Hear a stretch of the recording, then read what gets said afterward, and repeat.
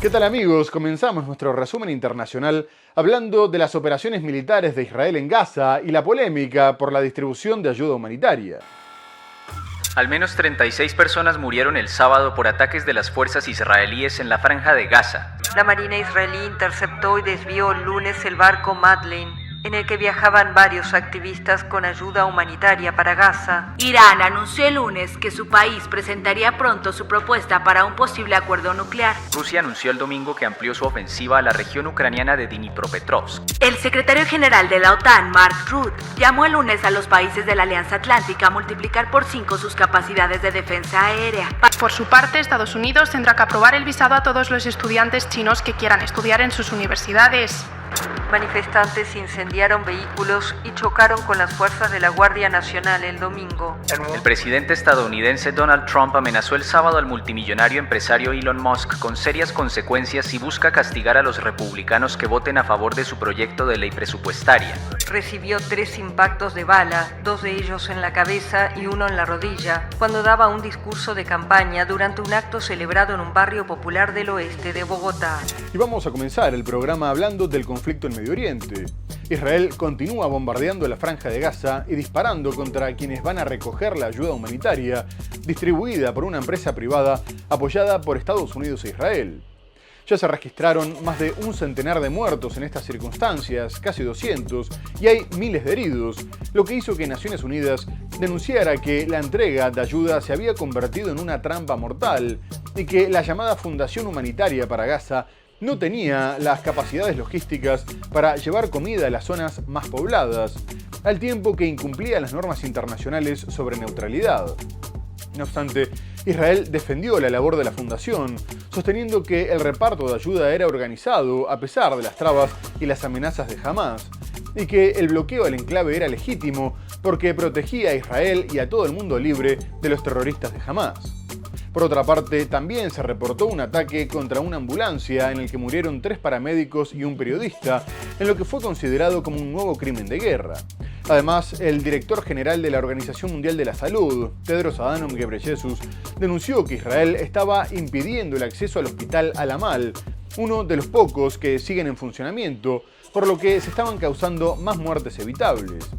Asimismo, continúa la presión interna con manifestaciones que reclaman un acuerdo de alto al fuego y la liberación de los rehenes, mientras que Hamás advirtió que Israel los estaba poniendo en peligro con sus ataques y los intentos de rescatarlos por la fuerza, aunque el gobierno de Netanyahu comunicó que habían podido recuperar el cuerpo de uno de los rehenes asesinados en cautiverio. Al menos 36 personas murieron el sábado por ataques de las fuerzas israelíes en la franja de Gaza, 6 de ellas por disparos cerca de un centro de distribución de una fundación apoyada por Estados Unidos, anunció la Defensa Civil del territorio palestino. Este mes se han producido varias tragedias cerca de puntos de distribución gestionados por la Fundación Humanitaria de Gaza, una organización con financiación opaca respaldada por Estados Unidos e Israel. La ONU y varias organizaciones humanitarias se niegan a trabajar con esta organización, pues dudan de sus métodos y neutralidad.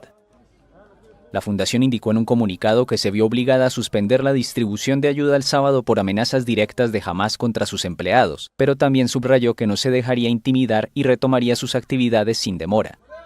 La situación humanitaria es desastrosa tras 20 meses de guerra e Israel se enfrenta a una creciente presión internacional para poner fin al conflicto. Miles de personas se manifestaron en Tel Aviv para pedir la liberación de los rehenes aún cautivos en Gaza y un cese el fuego. Por otra parte, el ejército israelí informó que recuperó el cadáver del rehén tailandés Natapong Pinta, secuestrado durante el ataque del 7 de octubre y asesinado en cautiverio, según el ministro de Defensa israelí Israel Katz. El ejército anunció horas más tarde que mató en una operación en Ciudad de Gaza a Asad Abu Sharia, quien participó en el ataque al kibutz Nir Oz, donde fue uno de los principales instigadores de la masacre y estuvo directamente implicado en el secuestro y asesinato de Shiri, Ariel y Kfir Vivas. La familia Vivas se convirtió en el símbolo de la tragedia de los rehenes en Israel. Sharia, según el comunicado del ejército, también fue implicado en el asesinato del rehén tailandés devuelto a Israel el sábado. A su vez, Benjamin Netanyahu generó una fuerte condena, tanto dentro como fuera del país, después de reconocer que le suministra armas a una milicia rival de Hamás que controla partes de Rafah. El exministro de Defensa de Israel, Avigdor Lieberman, había denunciado que el apoyo estaba siendo dirigido a un grupo de delincuentes salafistas afiliados al Estado Islámico. tras lo cual el mandatario lo reconoció y respondió que no tenía nada de malo. No obstante, se trata de una tribu beduina liderada por Yasser Abu Shabab, que, según el Consejo Europeo para Relaciones Internacionales, es un criminal que saquea camiones de ayuda humanitaria. Por su parte, el líder opositor, Yair Lapid, recordó que en su momento Netanyahu había donado millones de dólares a Hamás para debilitar a la Autoridad Nacional Palestina y ahora había pasado a entregar armas a organizaciones cercanas al Estado Islámico, sin planificación estratégica, y como ocurrió entonces, las armas enviadas al clan Amaya también se terminarían usando contra las Fuerzas Armadas de Israel. A su vez, el centro Moye Dayan de Tel Aviv también se unió a la condena, sosteniendo que la banda con la que Netanyahu se había aliado estaba implicada en el tráfico de drogas y todo tipo de actividades criminales. La milicia asegura que nunca fue una herramienta de la ocupación, pero jamás dice que tiene pruebas de la colaboración entre ambos y la acusa de traición al coordinarse con el ejército enemigo para deteriorar la situación de la población civil, mientras Israel reconoce que quiere crear las condiciones necesarias para que los palestinos no tengan otra opción que abandonar la Franja de Gaza. ¿Qué tiene de malo? Así defendió Benjamin Netanyahu la decisión israelí de armar a una milicia en la Franja de Gaza para, según su oficina, combatir a Hamás de varias maneras.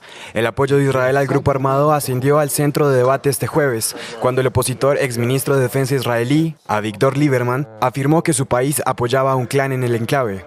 De repente, el Estado de Israel está distribuyendo armas a todo tipo de clanes, como el clan Amaya, que son salafistas afiliados a ISIS. Reciben armas del Estado de Israel. Es una completa locura. Lieberman no fue el único en vincular a la milicia con el Estado Islámico. El líder de la oposición israelí también realizó esta afirmación. Después de que Netanyahu terminó de donar millones de dólares a Hamás, pasó a entregar armas a organizaciones cercanas a ISIS en Gaza.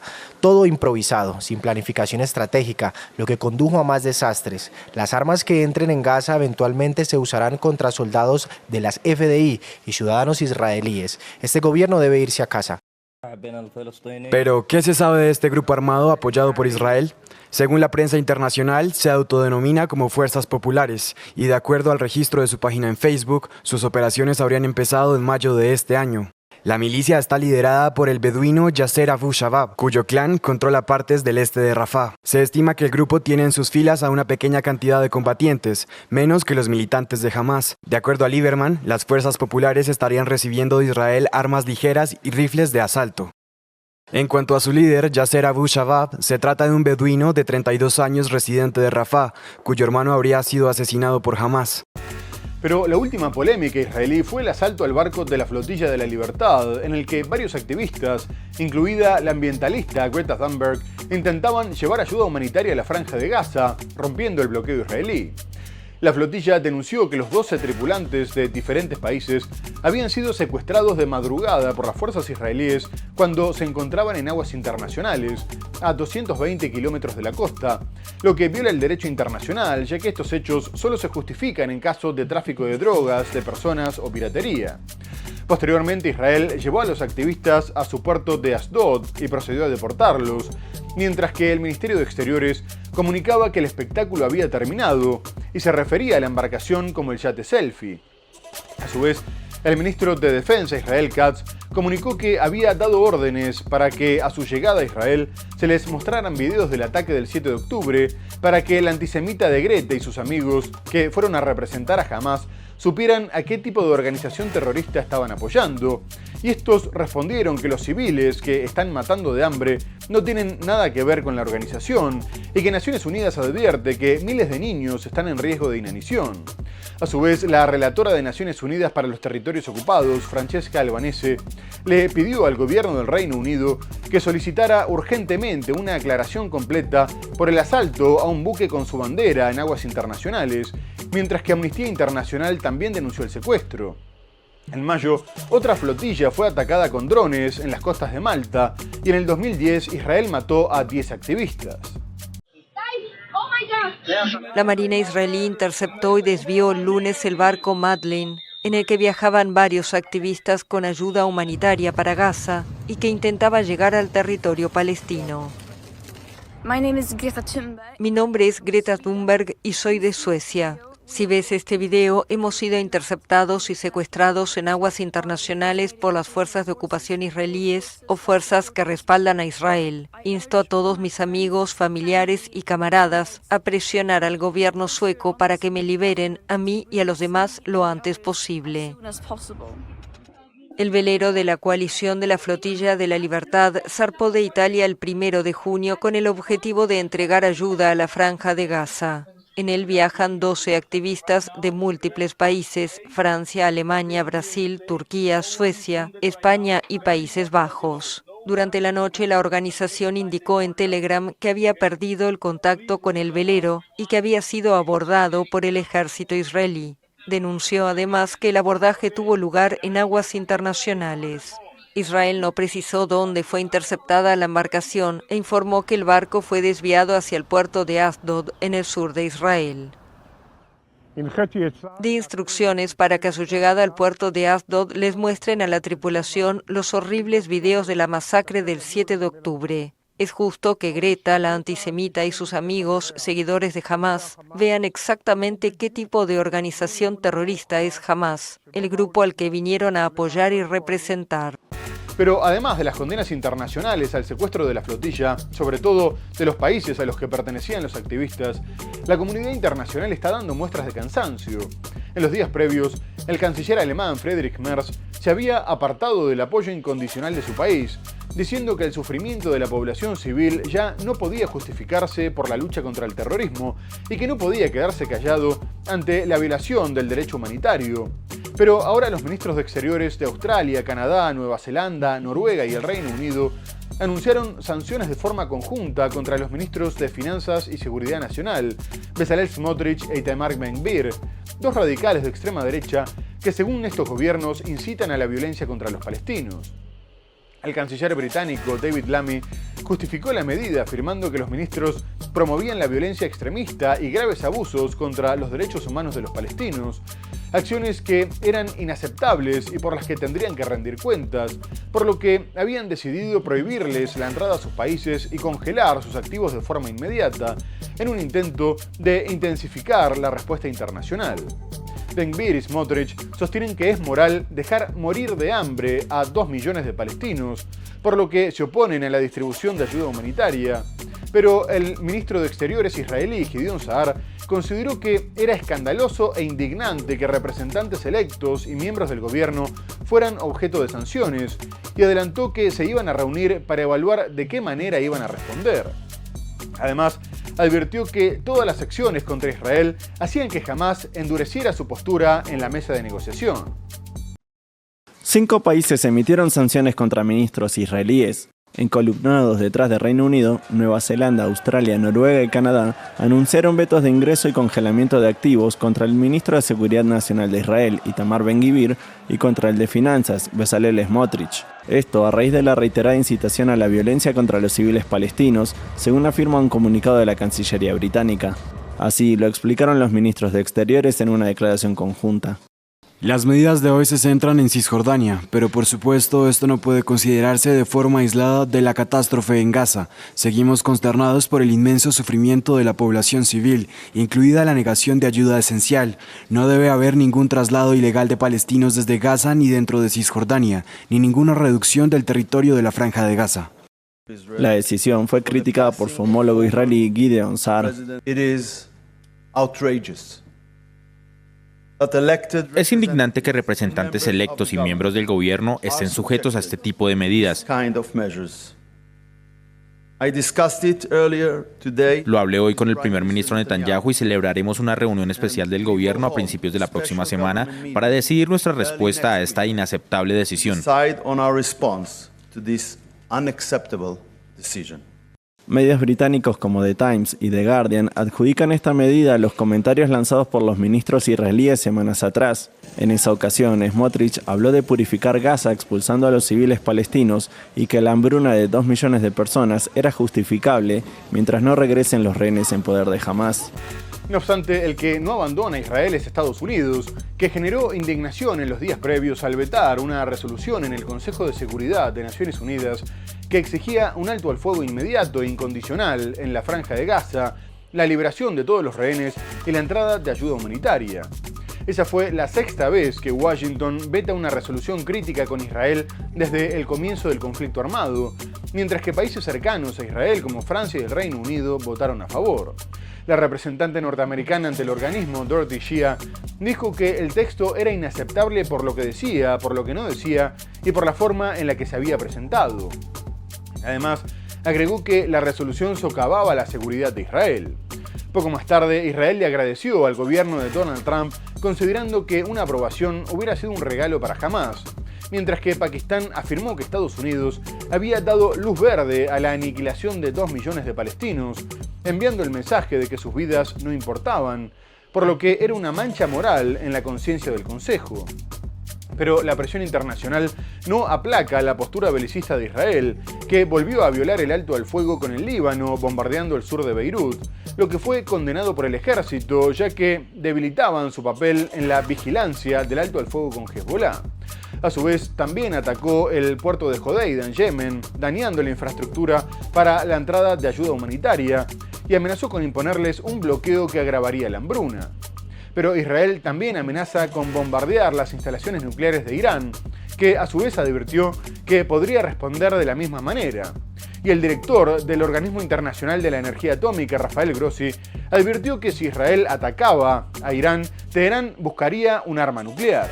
Al hablar sobre la posibilidad de que Israel ataque instalaciones nucleares iraníes si fracasan las conversaciones con Estados Unidos, Grossi ha afirmado que el gobierno israelí decidirá qué es lo mejor. Además, Grossi ha señalado que las instalaciones nucleares iraníes están bien protegidas. Interrumpirlas requeriría, dice, una fuerza abrumadora y devastadora. Anteriormente, Irán había prometido que atacaría las instalaciones nucleares ocultas de Israel en respuesta a un potencial ataque israelí, declarando que ha obtenido miles de documentos secretos que contenían información sobre los sitios nucleares estratégicos de Israel. La Armada israelí ataca la ciudad portuaria yemení de Hodeida, controlada por los rebeldes hutíes. Es el primer asalto marítimo israelí contra la facción rebelde respaldada por Irán. El ataque a Hodeida habría dañado instalaciones clave para los envíos de ayuda al país devastado por la guerra y cuya población padece hambruna. Hodeida es el primer punto de entrada de ayuda humanitaria para millones de yemeníes afectados por la guerra, aunque Israel alega también que el puerto se utiliza para el contrabando de armas, pues los barcos supuestamente eluden las inspecciones de la ONU. Desde el inicio de la guerra en Gaza, los hutíes han atacado tanto a Israel como a los buques comerciales en el Mar Rojo. El ministro de Defensa israelí, Israel Katz, amenazó a los hutíes con un bloqueo naval y aéreo si los ataques contra Israel continúan. Donald Trump mantuvo una conversación telefónica con su par israelí, Benjamin Netanyahu, para informarle en qué momento estaban las negociaciones nucleares con Irán, y le comunicó que las delegaciones se iban a reunir nuevamente el domingo, ya que Teherán tenía que presentar una contrapropuesta tras haber rechazado la de Estados Unidos por considerarla ambigua. Además, Estados Unidos pretende que la República Islámica deje de enriquecer uranio, aunque sea en un bajo porcentaje para uso civil, por lo que propone que el enriquecimiento corra por cuenta de un consorcio regional supervisado por Estados Unidos y el Organismo Internacional de la Energía Atómica, lo que fue calificado de inaceptable por los negociadores iraníes, porque no están dispuestos a resignar su soberanía energética. A su vez, Trump dijo que esperaba poder llegar pronto a un acuerdo porque la alternativa era mucho peor, haciendo referencia a su amenaza de ordenar un bombardeo como nunca se ha visto, para lo cual incluso tanteó con sus homólogos la posición que tomarían China y Rusia, sobre todo teniendo en cuenta que este último recibe un fuerte apoyo de Irán en su guerra contra Ucrania. Recientemente, el Organismo Internacional de la Energía Atómica presentó un informe en el que advertía que Teherán ya era capaz de producir varias bombas atómicas con el material que tenía y que había acelerado el enriquecimiento, por lo que Washington reiteró que nunca permitiría que tuviera esa clase de armamento y se mostró menos optimista sobre la posibilidad de llegar a un acuerdo. Asimismo, Europa y Estados Unidos instaron a Irán a que respetara sus compromisos sobre la materia, aunque fue Estados Unidos el que abandonó el acuerdo de forma unilateral durante el primer gobierno de Trump. El Ministerio de Relaciones Exteriores de Irán anunció el martes que la próxima ronda de conversaciones nucleares con Estados Unidos está programada para el domingo en Mascate, Omán. Irán anunció el lunes que su país presentaría pronto su propuesta para un posible acuerdo nuclear, tras recibir una oferta estadounidense que no convenció al gobierno iraní, que reclama que la propuesta de Washington contiene muchas ambigüedades. Estados Unidos e Irán han celebrado varias rondas de negociaciones desde abril, con la mediación de Omán, en un intento de concluir un acuerdo para impedir que Teherán se dote de armas nucleares. Buscan reemplazar el pacto histórico de 2015 entre Teherán y las potencias mundiales, que estableció restricciones a las actividades nucleares de Irán a cambio de un alivio de las sanciones económicas. En 2018, Estados Unidos se retiró unilateralmente del acuerdo durante el primer mandato de Donald Trump. La iniciativa tropieza con la oposición de Israel, gran aliado de Estados Unidos y archienemigo de Irán. Según la oficina del primer ministro israelí, Benjamin Netanyahu, Trump le informó que envió a Irán una oferta razonable sin más detalles. Los países occidentales, liderados por Estados Unidos y también Israel, acusan a Teherán de querer desarrollar armas nucleares. Irán niega que tenga objetivos militares y defiende su derecho a un programa nuclear civil, sobre todo para la energía. El martes los países europeos y Estados Unidos presentaron formalmente ante el Organismo Internacional de Energía Atómica, OIEA, una resolución para condenar el incumplimiento por parte de Irán de sus obligaciones sobre su programa nuclear. Y ahora me gustaría dejar de lado Medio Oriente para hablar de la guerra en Ucrania. Rusia no para de avanzar en la región de Sumy, donde busca crear una zona de contención para evitar nuevas incursiones contra su territorio, sobre todo en un momento en el que Ucrania continúa intentando penetrar en la región de Kursk, pudiendo comprometer la localidad de Tyotkino. Los rápidos avances rusos en Sumy, que le permitieron a Rusia tener la capital regional al alcance de su artillería, incluso generan críticas en Ucrania, como la de la diputada Marina Besuglaya, que pidió investigar si no se habían levantado suficientes líneas de defensa y fortificaciones o las tropas estaban huyendo a pesar de estar preparadas. Y mientras tanto, las fuerzas rusas siguen avanzando en Donetsk, acercándose a la importante ciudad de Konstantinovka desde el sur y el este. Pero tal vez lo más destacado fue que Rusia confirmó que había cruzado la frontera hacia el óblast de Dnipropetrovsk.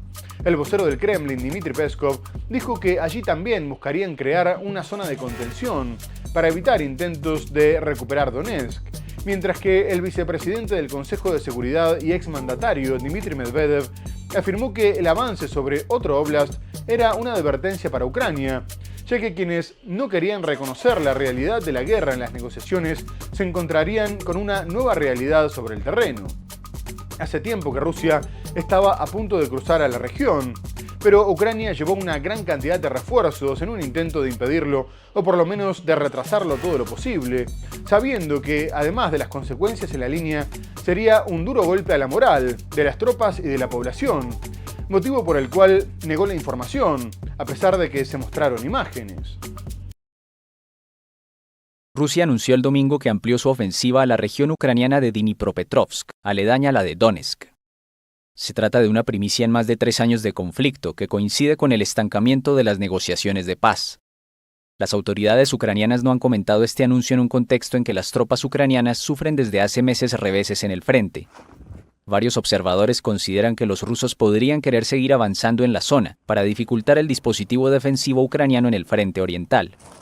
Antes de la invasión rusa lanzada en febrero de 2022, unos 3 millones de personas vivían en la región de Dnipropetrovsk, 1 millón de ellas en la capital regional Dnipro, blanco habitual de bombardeos rusos a base de drones y misiles. La economía de la región tiene un alto componente minero e industrial. Miles de ucranianos refugiados de las regiones vecinas de Donetsk y Lugansk se instalaron allí tras el inicio de la invasión rusa. El expresidente ruso Dmitry Medvedev, que ejerce como vicepresidente del Consejo de Seguridad Nacional, afirmó que esta ofensiva es una advertencia para Ucrania.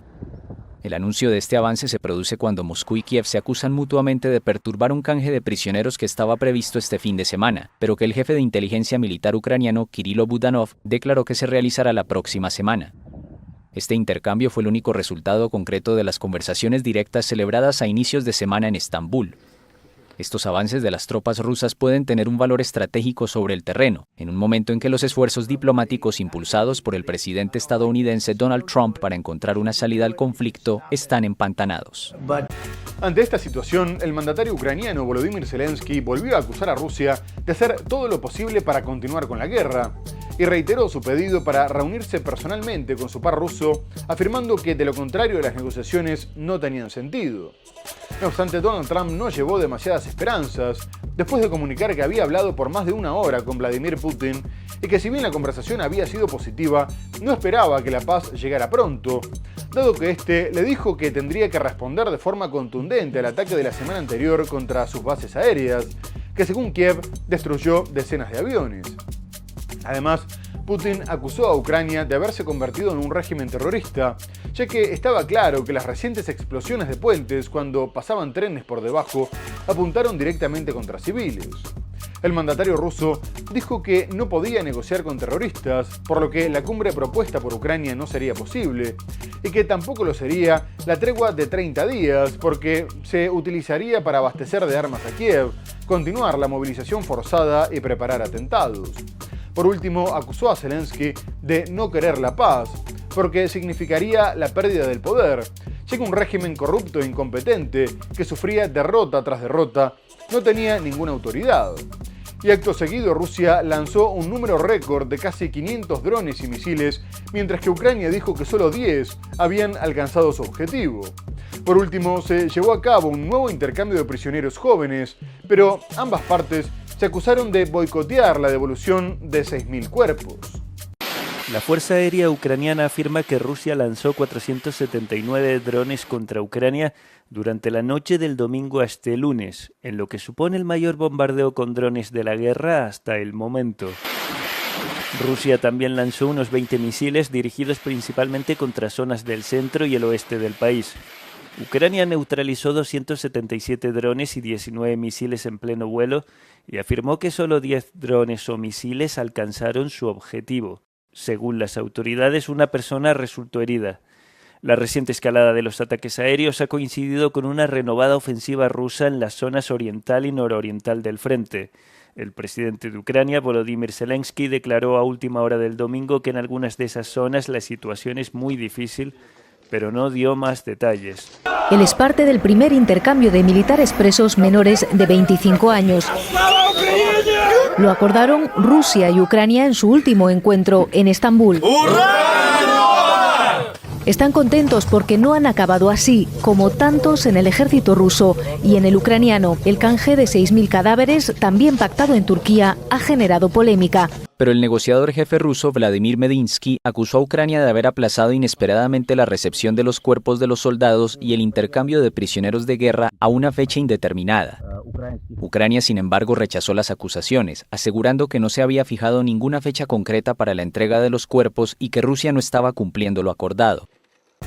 En otro orden, el secretario general de la OTAN, Mark Rutte, se encargó de aumentar la tensión con Rusia, ya que se reunió en Londres con el primer ministro británico Keir Starmer y aprovechó para pedirles a los aliados que aumentaran el gasto en defensa un 400%, advirtiendo que Rusia estaría lista para atacar a la OTAN dentro de 5 años y que la nueva generación de sus misiles viajaba a una velocidad mucho mayor que la del sonido, por lo que podría impactar en las capitales europeas en cuestión de minutos, haciendo que ya no se pudiera diferenciar entre Europa Oriental y Occidental.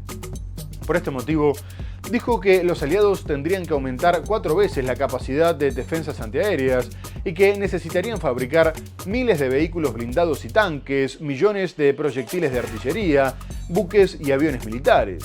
Por último, llamó a duplicar sus capacidades de apoyo, tanto para el suministro como para el transporte y la asistencia médica. De esta manera, consideró que se convertirían en una alianza más fuerte, más justa y más letal, porque la amenaza rusa no desaparecería ni siquiera cuando terminara la guerra en Ucrania. Además, Rutte advirtió que Moscú se había asociado con China, Corea del Norte e Irán y estaba produciendo más armas de lo pensado, fabricando en 3 meses lo que la OTAN hacía en un año. El secretario general espera poder formalizar el compromiso de los miembros en la cumbre de finales de mes en La Haya, pero los actuales presupuestos están lejos del objetivo. A su vez, Rusia consideró que el discurso de Rutte demostraba que la alianza era un instrumento de agresión y confrontación. Russia could be ready to use military force against NATO within 5 years. 5 years. Let's not kid ourselves.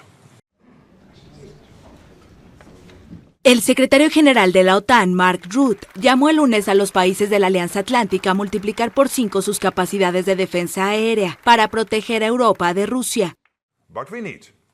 Necesitamos un aumento del 400% en la defensa aérea y antimisiles.